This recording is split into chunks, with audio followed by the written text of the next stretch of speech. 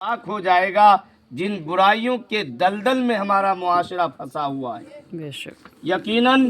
اللہ کے حبیب سرور کونین صلی اللہ علیہ وسلم نے ارشاد فرمایا، اعظم النکاح برکتاً وایسرہ معونتاً، سب سے عظمت والا نکاح، سب سے برکت والا نکاح، سب سے رحمت والا نکاح، سب سے سعادت والا نکاح وہ نکاح ہے جو خرچ کے اعتبار سے، محنت کے اعتبار سے کم استعمال کیا گیا ہو۔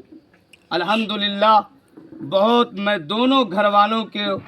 مبارکباد پیش کرتا ہوں کہ آپ دونوں گھر والے رب کریم کے نزدیک قابل مبارکباد اور اللہ کے نزدیک قابل محبوب ہے کہ آج پیارے نبی محمد الرسول اللہ صلی اللہ علیہ وسلم کی ایک بڑی سنت کی ادائیگی سادگی کے ساتھ، شریعت کے ساتھ اور اسلامی شعار کے ساتھ عمل میں لا رہے ہیں۔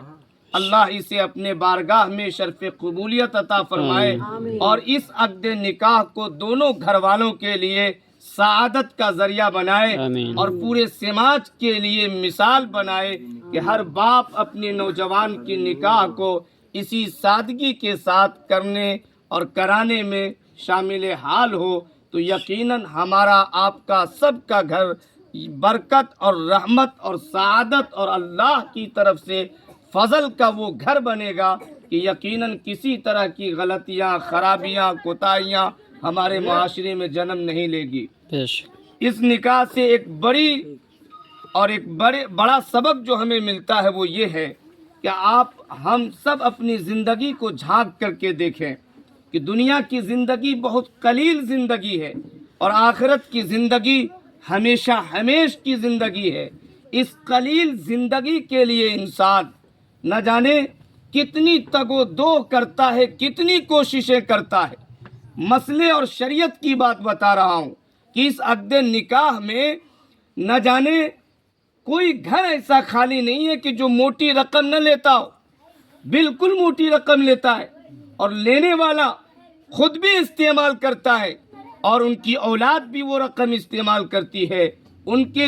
رشتہ دار بھی استعمال کرتی ہے اور سارے اخراجات کی شکل بن کے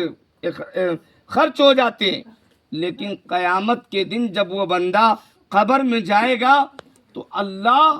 اسی بندہ سے سوال کرے گا، اس کے بیٹا سے سوال نہیں کرے گا۔ سمجھیے اچھی طرح، مال لیا باپ،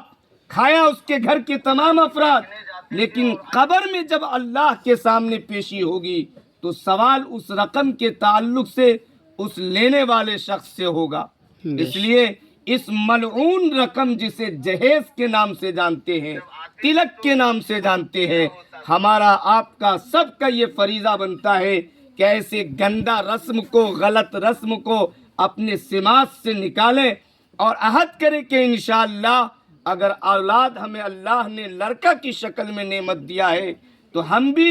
اس نکاح کے بعد اپنے گھر میں اس ملعون رقم کو نہیں آنے دیں گے، سادگی کے ساتھ اپنی اولاد کی نکاح کریں گے انشاءاللہ،